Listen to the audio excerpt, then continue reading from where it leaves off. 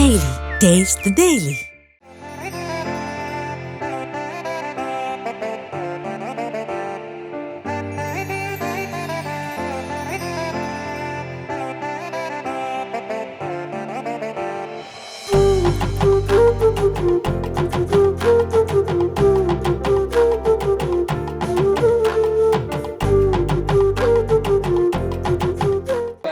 ஒவ்வொருவருக்கும் ஒவ்வொரு நமக்கு அடிப்படை உரிமை இருக்கிறது. கடவுளை வணங்குவதற்கு, கடவுளை வணங்குவதற்கு போகக்கூடாதுன்னு தடுப்பதற்கு யாருக்குமே உரிமை கிடையாது.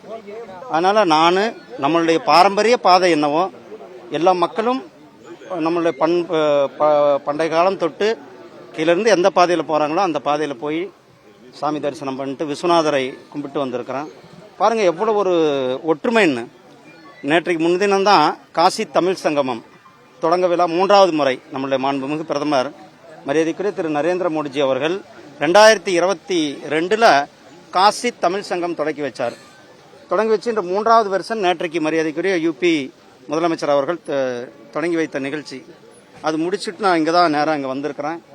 காசி விஸ்வநாதரை தரிசித்து விட்டு மேலே போய் காசி விஸ்வநாதர், அதே மாதிரி காசி விசாலாட்சி இங்கே இருக்கிறது. காசிக்கும் திருப்பரங்குன்றத்துக்கும் எவ்வளோ ஒரு ஒற்றுமை பாருங்க. அதே மாதிரி காசிக்கும் தென்காசிக்கும் உள்ள ஒற்றுமை, காசிக்கும் சிவகாசிக்கும் உள்ள ஒற்றுமை, காசிக்கும் ராமேஸ்வரத்துக்கும். ஏன்னா வாழ்நாளில் என்றைக்காவது ஒரு நாள் இங்கே இருக்கிறவங்க காசிக்கு போகணுன்ற ஒரு லட்சியமாக இருக்கிறாங்க.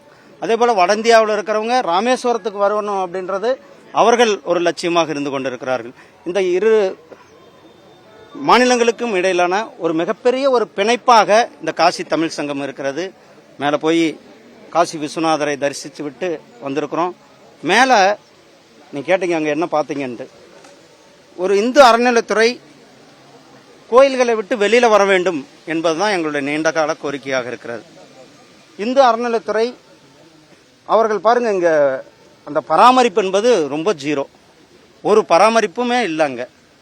எங்கே பார்த்தாலும் குப்பை கூலங்கள், சரியான பாதைகளில், இப்படி ஒரு மிகப்பெரிய ஒரு பக்தர்களுக்கு எந்தவித அடிப்படை வசதியும் கிடையாது. பக்தர்கள் போவதற்கான வழியையும் சரியாக பராமரிக்காமல் இருக்கிறாங்க. அதே போல் அங்கே நம்ம வழக்கமாக வேல் கொண்டுகிட்டு வந்து பூஜை பண்ணிட்டு போவாங்க. அதை கூட முறையாக பண்ணுவதில்லை என்று நம்ம மக்கள்லாம் சொல்கிறாங்க. ஆகையால் இந்து அறநிலையத்துறை உடனடியாக இந்த பராமரிப்பில் ஈடுபட வேண்டும். பக்தர்களுக்கு எந்தவித கட்டுப்பாடும் இல்லாமல் பக்தர்கள் மேலே போய் சாமி கும்பிட்டு வர்றதற்கான வழிவகை செய்ய வேண்டும். இல்லைன்னா அவர்கள் கோயிலை விட்டு வெளியில் வர்றதா சிறப்பு.